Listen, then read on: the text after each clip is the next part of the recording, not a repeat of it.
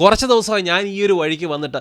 അതിനുള്ള കാരണം നിങ്ങൾക്ക് എല്ലാവർക്കും അറിയാം. കഴിഞ്ഞ കുറച്ച് ദിവസമായിട്ട് യുണൈറ്റഡുമായിട്ട് ബന്ധപ്പെട്ട് വലിയ മേജർ ബ്രേക്കിംഗ് ന്യൂസുകൾ ഒന്നും വരുന്നില്ലായിരുന്നു. അപ്പോൾ അങ്ങനെ ബ്രേക്കിംഗ് ന്യൂസുകളൊന്നും വരാത്തതുകൊണ്ട് തന്നെ പല ജേർണലിസ്റ്റുകളും കഷ്ടപ്പെട്ട് യുണൈറ്റഡുമായിട്ട് ഈവൻ റയൽ മാഡ്രിഡിൻ്റെ വിനീഷ്യസ് ജൂനിയറിനെ വരെ ലിങ്ക് ചെയ്യുന്നു. വെറും 130 മില്യൺ യൂറോസ് കൊടുത്താൽ മതി, റയൽ മാഡ്രിഡ് വിനീഷ്യസിനെ തരും, യുണൈറ്റഡിനെ വിൽക്കും എന്നാണ് റിപ്പോർട്ട് അനുസരിച്ച് പല ജേർണലിസ്റ്റുകളും റിപ്പോർട്ട് ചെയ്തുകൊണ്ടിരുന്നത്. നമുക്കെല്ലാവർക്കും നമ്മളെല്ലാവരും മനസ്സിലാക്കേണ്ട ഒരു കാര്യമാണ്, റയൽ മാഡ്രിഡിൻ്റെ ഫ്യൂച്ചർ പ്രോജക്റ്റിൻ്റെ ഫേസ് ആണ് ശരിക്കും ഈ ഒരു വിനീഷ്യസ് ജൂനിയർ. അല്ലെങ്കിൽ പുള്ളിക്ക് ഈ രീതിയിൽ കൺസിസ്റ്റൻ്റ് ആയിട്ട് റയൽ മാഡ്രിഡിന് വേണ്ടി പെർഫോം ചെയ്യുന്ന ഒരു പ്ലെയർ, നമ്പർ 7 ഒക്കെ ആ ഒരു ഐക്കോണിക് ഷർട്ടൊക്കെ അവർക്ക് പുള്ളിക്ക് കൊടുത്ത് അപ്പം ആ രീതിയിൽ അവരുടെ പ്രോജക്റ്റിൻ്റെ ഫേസ് ആയിട്ട് അവർ ഉയർത്തി കാണിക്കുന്ന ഒരു പ്ലെയറിനെ നമുക്ക് 130 മില്യൺ യൂറോസിന് തരും എന്നാണ് ഈ ജേർണലിസ്റ്റുകളൊക്കെ പറയുന്നത്. അത് നമ്മൾ വിശ്വസിച്ചോണം.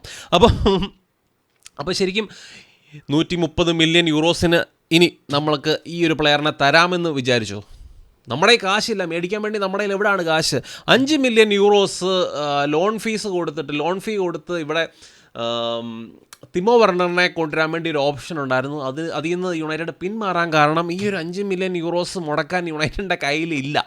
എഫ് എഫ് പി പ്രശ്നങ്ങൾ ഒക്കെ കാരണം ഈ ഒരു 5 മില്യൺ യൂറോസ് അങ്ങോട്ട് ഇൻവെസ്റ്റ് ചെയ്യാൻ യുണൈറ്റഡിന് പറ്റത്തില്ലാത്തൊരു അവസ്ഥയാണ്. അതുകൊണ്ടാണ് അങ്ങനത്തെ ഡീലിൽ നിന്നൊക്കെ പിന്മാറിയത്. അപ്പോൾ ആ രീതിയിൽ ഫൈനാൻഷ്യലി പുറകോട്ട് പോയിക്കൊണ്ടിരിക്കുന്ന യുണൈറ്റഡുമായിട്ടാണ് ഇങ്ങനത്തെ പ്ലെയേഴ്സിനെ ലിങ്ക് ചെയ്യുന്നത്. അതിൻ്റെ ഇടയ്ക്കുള്ള ഗ്ലേസേഴ്സിൻ്റെ കളി നമ്മൾ നോക്കിയാൽ ഗ്ലേസേഴ്സ് യുണൈറ്റഡിൻ്റെ സെല്ലിംഗ് പ്രോസസ്സ് നമുക്കെല്ലാവർക്കും അറിയാം, റെയിൻ ഗ്രൂപ്പാണ് ഹാൻഡിൽ ചെയ്തത്. അപ്പോൾ ആ റെയിൻ ഗ്രൂപ്പിന് വേണ്ടി ഈ ഒരു സെല്ലിംഗ് പ്രോസസ്സ് സക്സസ്ഫുള്ളി ഹാൻഡിൽ ചെയ്തതുകൊണ്ട് തന്നെ അവരുടെ ഒരു ഫീ എന്നുള്ള രീതിയിൽ, സർവീസ് ചാർജ് എന്നുള്ള രീതിയിൽ 30 മില്യൺ പൗണ്ട്സാണ് ഗ്ലേസേഴ്സ് അല്ലെങ്കിൽ മാഞ്ചസ്റ്റർ യുണൈറ്റഡ് ഈ ഒരു റെയിൻ ഗ്രൂപ്പിന് പേ ചെയ്തിരിക്കുന്നത്. അത് ഗ്ലേസേഴ്സിൻ്റെ പോക്കറ്റിൽ നിന്നല്ല പേ ചെയ്തിരിക്കുന്നത്, അത് മാഞ്ചസ്റ്റർ യുണൈറ്റഡിൽ നിന്ന് കാശ് എടുത്തിട്ട് ഗ്ലേസേഴ്സ് പേ ചെയ്തിരിക്കുകയാണ്. നമ്മൾ ഈ രീതിയിൽ സ്ട്രഗിൾ ചെയ്യുകയാണ്. 5 മില്യൺ യൂറോസ് അല്ലെങ്കിൽ 15 മില്യൺ യൂറോസിന് സെർഹോ ഗുറാസി പോലത്തെ സ്ട്രൈക്കറൊക്കെ അവൈലബിൾ ആണ് മാർക്കറ്റിൽ.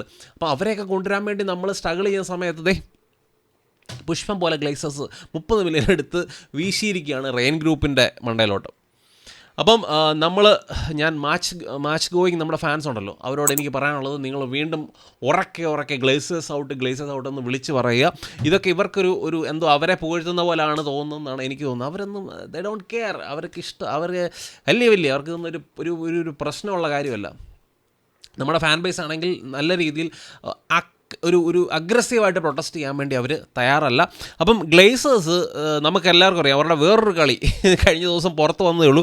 അവരുടെ ഷെയർ ഹോൾഡേഴ്സിന് എക്സ്പ്ലെയിൻ ചെയ്തത് ഈ ഒരു ഷെയറിൻ്റെ സെല്ലിങ്ങുമായിട്ട് ബന്ധപ്പെട്ട് ഗ്ലേസേഴ്സ് ഷെയർ ഹോൾഡേഴ്സിനെ എക്സ്പ്ലെയിൻ ചെയ്തത് എന്താണെന്ന് വെച്ച് കഴിഞ്ഞാൽ 4.5 ബില്യൺ എന്ന് പറയുന്ന ആ ഒരു വാലുവേഷനാണ് ഗ്ലേസേഴ്സ് ഖത്തറിൻ്റെ മുന്നിലേക്ക് വെച്ചിരുന്നത്. ഈ ഒരു ഫുൾ ക്ലബ്ബ് സെല്ല് ചെയ്യാൻ വേണ്ടി 4.5 ബില്യൺ പൗണ്ട്സിൻ്റെ വാലുവേഷനാണ് ഖത്തറിൻ്റെ മുന്നിൽ ഗ്ലേസേഴ്സ് വെച്ചത്. പക്ഷേ ആ ഒരു വാലുവേഷനെ മീറ്റ് ചെയ്യാൻ ഖത്തർ തയ്യാറല്ലായിരുന്നു. അപ്പോൾ അതുമാത്രമല്ല, ഈ ഖത്തറിൻ്റെ ഫൈനാൻഷ്യൽ അല്ലെങ്കിൽ ഫൈനാൻസിൻ്റെ സോഴ്സും കാര്യങ്ങളൊന്നും അവർക്ക് പ്രോപ്പറായിട്ട് കാണിക്കാൻ വേണ്ടി സാധിച്ചിട്ടില്ല. അപ്പോൾ അങ്ങനത്തെ കാര്യങ്ങളൊക്കെ പറഞ്ഞുകൊണ്ടാണ് ഈ ഒരു ഫുൾ സെയിലിൽ നിന്ന് ഗ്ലേസേഴ്സ് രക്ഷപ്പെട്ടത്. പക്ഷേ കഴിഞ്ഞ ദിവസം ബെൻ ജേക്കബ്സ് ഷെയ്ഖ് ജാസിമിൻ്റെ ഭാഗത്തു നിന്നുള്ള റിപ്പോർട്ട്സ് ആയിട്ട് വന്നു. അപ്പം അതിൽ ഷെയ്ഖ് ജാസിമിൻ്റെ ഭാഗത്തു നിന്നുള്ള ഒരു എക്സ്പ്ലനേഷൻ എന്താണെന്ന് വെച്ച് കഴിഞ്ഞാൽ, ഈ ഒരു 4.5 ബില്യൺ പൗണ്ട്സിൻ്റെ ഈ ഒരു വാലുവേഷൻ അത് മീറ്റ് ചെയ്യാൻ ഖത്തർ അല്ലെങ്കിൽ ഷെയ്ഖ് ജാസിം തയ്യാറായിരുന്നു. അതുമാത്രമല്ല, ഫൈനാൻഷ്യലി ഉള്ള അവരുടെ സോഴ്സസും കാര്യങ്ങളും വ്യക്തമായിട്ട് അവർക്ക് മുന്നിൽ വെക്കാനുള്ള അല്ലെങ്കിൽ വെച്ചിട്ടുണ്ടെന്നാണ് ഖത്തറിൻ്റെ ഭാഗത്തുനിന്ന് അല്ലെങ്കിൽ ഷെയ്ഖ് ജാസിമിൻ്റെ ഭാഗത്തു നിന്നൊക്കെ പറയുന്നത്. അപ്പോൾ ശരിക്കും നമ്മളെ മണ്ടന്മാരാക്കുകയാണ് ഗ്ലേസേഴ്സ്. അത് കാലങ്ങളായിട്ട് അത് തന്നെയാണല്ലോ ചെയ്തുകൊണ്ടിരിക്കുന്നത്. അപ്പം ഗ്ലേസേഴ്സിൻ്റെ ഉദ്ദേശം എന്ന് പറയുന്നത്, അവർക്ക് ഫുൾ സെയിൽ എന്ന് പറയുന്നത് അവരുടെ അജണ്ടയിലേ ഇല്ല. ഈ ഖത്തറിനെ അവിടെ വെച്ചുകൊണ്ട് നമ്മുടെ റാഡ്ക്ലിഫ് അളിയൻ പുള്ളി 69% ഷെയർ മേടിക്കാൻ തയ്യാറായി നിന്ന മനുഷ്യനെ കൊണ്ട് അത് കുറച്ച് 25% എത്തിക്കാൻ വേണ്ടി ഗ്ലേസേഴ്സിന് കഴിഞ്ഞു. അതിനുവേണ്ടി നല്ല രീതിയിൽ ഖത്തറിനെ യൂസ് ചെയ്തു. അപ്പോൾ എന്താണേലും എല്ലാ കാര്യങ്ങളും ഗ്ലേസേഴ്സിന് അനുകൂലമാണ്. ഗ്ലേസേഴ്സ് അവർക്ക് തോന്നുന്ന രീതിയിൽ അവർ ക്ലബിനെ റൺ ചെയ്യും, തോന്നുമ്പോൾ അവർ വിൽക്കും. 2025 ഒരു വിൽക്കാനുള്ള ഓപ്ഷനും ഉണ്ടെന്നാണ് കേൾക്കുന്നത്. അപ്പം ആ ഒരു സമയത്ത് ഗ്ലേസേഴ്സ് വിൽക്കാൻ വേണ്ടി തയ്യാറായാലും നമ്മുടെ ജിം റാഡ്ക്ലിഫ് അളിയനെ ഒന്നും ചെയ്യാൻ പറ്റത്തില്ല.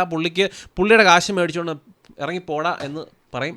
അപ്പോൾ അതും മേടിച്ചുകൊണ്ട് ഇറങ്ങിപ്പോകേണ്ട അവസ്ഥയായിരിക്കും ജിം റാഡ്ക്ലിഫിന് ഉള്ളത്. അപ്പം ഇവരിനി മുന്നോട്ടാണെങ്കിലും പല പല ദിവാസ്വപ്നങ്ങൾ നമുക്ക് തരും. അവർ ഇനിയോസ് അങ്ങനെ ചെയ്യും, ഇനിയോസ് ഈ രീതിയിൽ ആൾക്കാരെ കൊണ്ടുവരും, നല്ല രീതിയിൽ റൺ ചെയ്യും, ക്ലബിനെ അങ്ങനെ ആക്കും ഇങ്ങനെ ആക്കും എന്നുള്ള രീതിയിൽ പല ദിവാസ്വപ്നങ്ങളും തരും. അതൊക്കെ കണ്ടുകൊണ്ട് നമ്മൾ മര്യാദയ്ക്ക് ഇവിടെ നിന്നുകൊണ്ട് ക്ലബിനെ സപ്പോർട്ട് ചെയ്ത് അങ്ങനെ ജീവിക്കുക. അതാണ് ഗ്ലേസേഴ്സിൻ്റെ ഒരു ആറ്റിറ്റ്യൂഡ്. അപ്പോൾ അതൊക്കെയാണ് എനിക്ക് അപ്ഡേറ്റ്സ് ആയിട്ട് എനിക്ക് പറയാൻ നിങ്ങളുടെ മുന്നിലേക്ക് എനിക്ക് പറയാൻ വേണ്ടിയുള്ളത്. പിന്നെ നമ്മുടെ അടുത്ത മാച്ച്, യുണൈറ്റഡിൻ്റെ അടുത്ത മാച്ച് നമ്മൾ നോക്കിയാൽ ജനുവരി 28 FA കപ്പ് 4th റൗണ്ട് മത്സരം ന്യൂ പോർട്ട് കൗണ്ടിക്കെതിരെയാണ് മത്സരം. ന്യൂ പോർട്ട് കൗണ്ടി എന്ന് പറയുന്നത് ഇംഗ്ലീഷ് ഫുട്ബോൾ ലീഗ് സിസ്റ്റത്തിൽ ഫോർത്ത് ടിയർ അതുപോലെ തന്നെ 3rd ഡിവിഷൻ ക്ലബ്ബാണ് ന്യൂ പോർട്ട് കൗണ്ടി.